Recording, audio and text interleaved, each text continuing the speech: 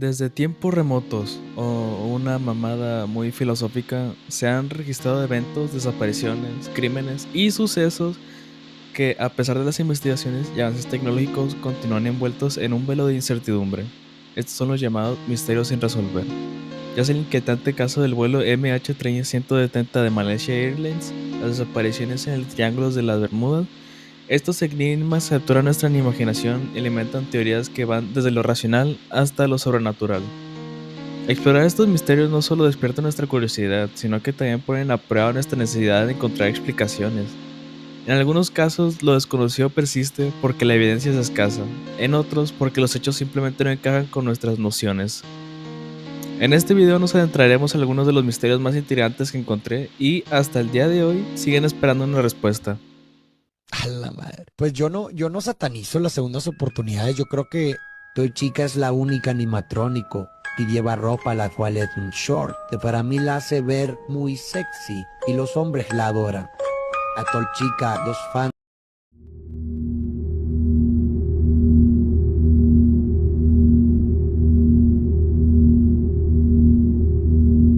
Alrededor de las 7 p.m. del lunes 9 de agosto de 2004, un residente de Plainville paseaba por el bosque detrás de la parada de camiones de Plainville, ubicada junto a la salida 14B de la Interestatal 495, cuando descubrió una escena aterradora. El Boston Globe y Neymus informan que la fecha es el 9 de agosto, mientras que Dow Network la informa el 8 de agosto. Según el Globe, este hombre literalmente tropezó con un cráneo humano y un torso esqueletizado. Cerca de la tumba poco profunda había otros huesos, probablemente esparcidos por animales. El jefe de policía Edward Merrick determinó inicialmente que el cuerpo de la difunta no identificada llevaba ahí al menos 6 meses, y posiblemente muchos años. Los huesos fueron enviados a la oficina del médico forense estatal. La víctima, Jane Doe de Plainville, Massachusetts, era una mujer de entre 20 y 35 años. Medía aproximadamente 1.67 metros, probablemente era negra o mestiza. No se le encontraron ropas ni joyas. Su peso, color de cabello y color de ojos eran indeterminables, y no se encontraron huellas dactilares ni ADN, pero se pudo recuperar su información dental. Finalmente se determinó que llevaba fallecida entre 3 y 10 años antes de su descubrimiento. No se encontraron indicios de cómo murió exactamente, pero su muerte se consideró homicidio.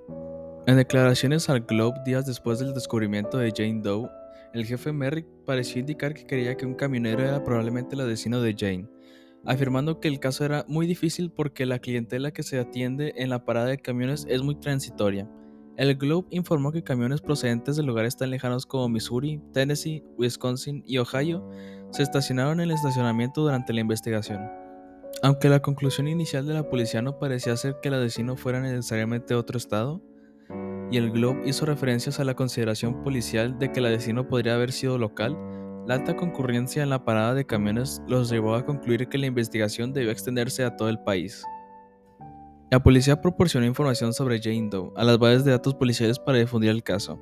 Si bien no había casos activos de personas desaparecidas en Plainville en ese momento, las autoridades de las ciudades de Sturbridge y Mansfield en Massachusetts contactaron a la policía de Plainville para verificar si Jane Doe había desaparecido de sus ciudades. Al parecer, Jane Doe no coincidía con el perfil de ninguna persona desaparecida de esas ciudades.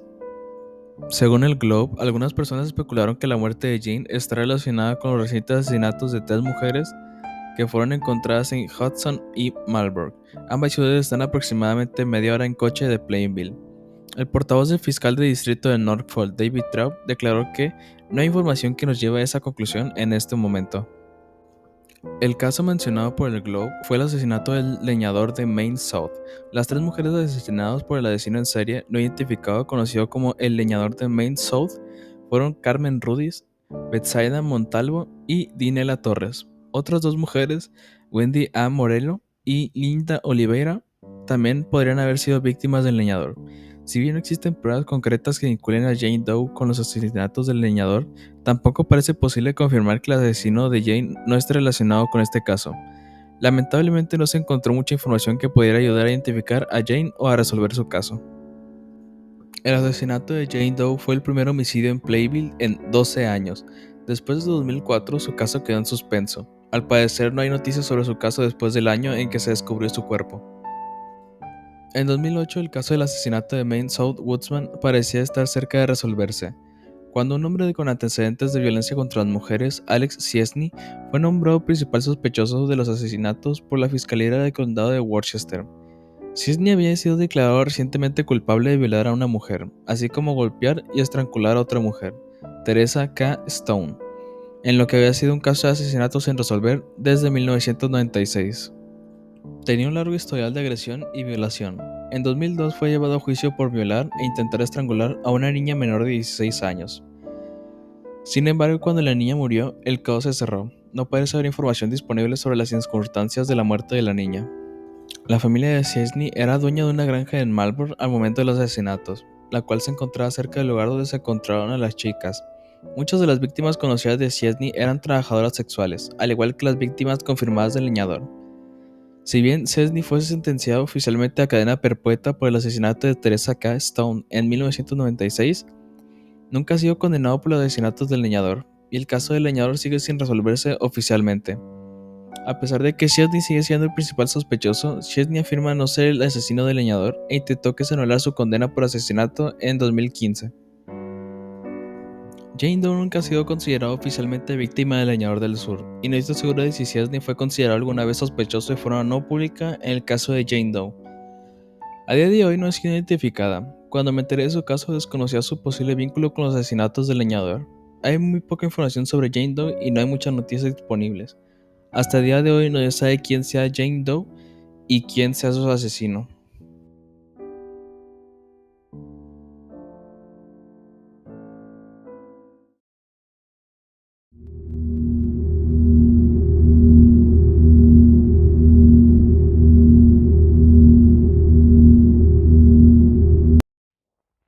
Entre diciembre de 2008 y julio de 2009 se produjeron una serie de ataques con ácido en la misma calle de Kowloon, Hong Kong, que dejaron más de 100 heridos. Los ataques ocurrieron en la calle Sei Jing Choi de Mongkok, Kowloon, una popular calle comercial peatonal y atracción turística. Aproximadamente a las 5:15 del sábado 13 de diciembre de 2008, se produjo el primer ataque en la intersección de las calles Sei Jing Choi y Shantung. Dos botellas de plástico con ácido sulfúrico fueron arrojadas desde una gran altura. Posteriormente, la policía sospechó que el lugar exacto del ataque fue la planta 12 del edificio King. Aunque las botellas fueron arrojadas sin abrir, estallaron al impactar, salpicando a una gran multitud con el líquido. Un total de 46 personas con edades comprendidas entre los 14 y los 54 años resultaron salpicadas con el fluido corrosivo. Quemaron la ropa y el charco de ácido desprendió vapor blanco durante varios minutos. Afortunadamente, todas las víctimas solo sufrieron quemaduras leves en las manos y los hombros y fueron dadas de alta al siguiente día. La intersección estuvo acordonada por la policía durante varios días, durante los cuales se inspeccionaron tejados y balcones en busca de cualquier resto del atacante, así como las grabaciones de las cámaras de seguridad del edificio King. Los detectives también recrearon el ataque lanzando botellas falsas llenas de tiza desde varios puntos estratégicos para determinar desde dónde se había lanzado la botella original. El experimento se repitió con botellas de agua para examinar los patrones de salpicadura. A pesar de esto, no se encontraron rastros del agresor. Se ofreció una recompensa de $100,000 de Hong Kong, unos $12,800 estadounidenses, por cualquier información sobre el ataque. El 16 de mayo de 2009, a menos de 150 metros del lugar del ataque de diciembre, dos botellas fueron arrojadas de nuevo a la calle Sei Jing Choi, esta vez en la intersección de la calle Soi, desde el centro comercial Peck Pole o desde el edificio Fu Tai. El ataque ocurrió a las 4:47, de nuevo en una hora pico. 30 personas resultaron heridas en el ataque, con quemaduras leves en la ropa y la piel. Una joven de 16 años sufrió quemaduras graves y tuvo que permanecer hospitalizada por varios días. De nuevo, la policía acordonó la zona y realizó simulacros, esta vez con botellas llenas de ácido. La recompensa se elevó a $300,000 de Hong Kong, unos $38,000 estadounidenses. El entonces jefe ejecutivo de Hong Kong, Donald Tsang, instó al consejo del distrito local a acelerar la instalación de varias cámaras de CCTV en la calle Sei Jing Choi, algo que se había votado un mes después del ataque de diciembre. Este sistema, llamado Sky Eyes, costó más de $1.7 millones de Hong Kong, unos $215,000 estadounidenses. Sin embargo, pronto se demostró que era redundante. Alrededor de las 8 del 8 de junio, pocas horas después de la activación del sistema de CCTV mencionado anteriormente, se produjo otro ataque. Una botella de plástico con una sustancia corrosiva fue arrojada contra una multitud de peatones en la concurrida intersección de las calles Nelson y Seijen Choi. Posteriormente se determinó que la botella había sido lanzada desde el edificio número 60 de la calle Seijen Choi. Tras el impacto, el líquido se esparció por la calle, hiriendo a 24 personas. Entre las víctimas se encontraba un niño de 4 años y varios turistas filipinos. En cuestión de minutos, más de 300 policías acudieron de inmediato a la zona para intentar encontrar al culpable. Lamentablemente, el agresor no fue grabado por el nuevo sistema de CCTV. Aunque está activo, las imágenes obtenidas eran de mala calidad y no proporcionaron ninguna pista útil. Esta coincidencia levantó sospechas entre algunos internautas, ya que el ataque ocurrió tan solo 5 horas después de que el sistema se activara discretamente. Un detalle que aún no se había dicho a público y que se anunciaría oficialmente la semana siguiente. Momentos después del ataque, un empleado de una librería en la planta baja del edificio desde donde se lanzó la botella vio a un hombre sospechoso saliendo del edificio. Intentaron seguirlo, pero lo terminaron perdiendo. En los 3 casos de Mongkok, las botellas utilizadas en el ataque eran botellas de plástico del limpiador de desagües Flying Fish Brand, un limpiador de tuberías elaborado con una alta concentración de ácido sulfúrico. Al ser una marca popular, no se pudieron encontrar pistas de esta manera. A pesar de que la recompensa asciende a más de $900,000 de Hong Kong, unos $115,000 estadounidenses, hasta la fecha no se ha encontrado al autor. La policía de Hong Kong admitió que fue extremadamente difícil determinar al culpable debido a la falta de testigos y la falta de la relación directa entre el autor y a la víctima. A pesar de ello, se han propuesto varias teorías. Una teoría popular, propuesta por la prensa y los internautas, sugirió que la traída podría ser la responsable.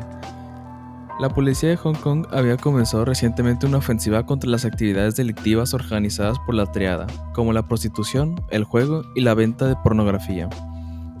Algunas fuentes teorizan que sus miembros podrían haber lanzado las botellas como venganza. Sin embargo, varios expertos refutaron esta teoría, ya que las medidas represivas no eran inusuales, y no tenía sentido que la triada llamara la atención de esta manera. Otra posible teoría era que un residente de Mongkok con problemas mentales podría haber lanzado las botellas simplemente para darse placer. También se había publicado en varios foros de personas que afirmaban ser lanzadores de botellas, pero la mayoría resultaron ser troles o no fueron encontrados por la policía. También se habían producido otros 2 ataques con ácido en el mismo periodo en otros lugares de Hong Kong. En estos casos se utilizaron diferentes tipos de ácido y ocurrieron en las afueras de la calle Seijen Choi. No se han confirmado si la policía cree que estos ataques fueron obra del mismo autor, imitadores o incidentes no relacionados. El 12 de diciembre de 2009, varias personas resultaron heridas en Lockhart Road en Causeway Bay, tras el lanzamiento de 2 botellas de ácido contra una multitud que celebraba la victoria de la selección de fútbol de Hong Kong sobre Japón en la final de los Juegos de Asia Oriental en el estadio de Hong Kong. En este caso, sin embargo, 2 jóvenes fueron arrestados y posteriormente acusados del ataque, pero no se pudo establecer ninguna conexión con los ataques de Mongkok. El 9 de enero de 2010 se produjo otro ataque con ácido, esta vez en el mercado nocturno de Temple Street, en el cruce de la calle Nanjing. En una ocasión, se lanzaron 2 botellas desde un edificio contra una multitud frente a una tienda de conveniencia. 20 personas sufrieron quemaduras, pero nuevamente no se reportaron heridos graves.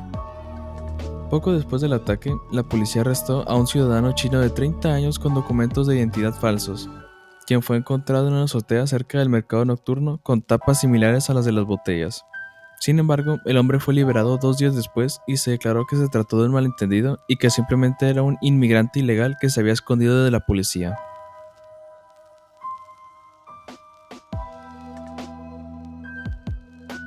Después de ver estos misterios, quisiera saber qué opinas de estos casos que hasta el día de hoy no han sido resueltos. Por favor, hazme saber tu opinión abajo en la caja de comentarios.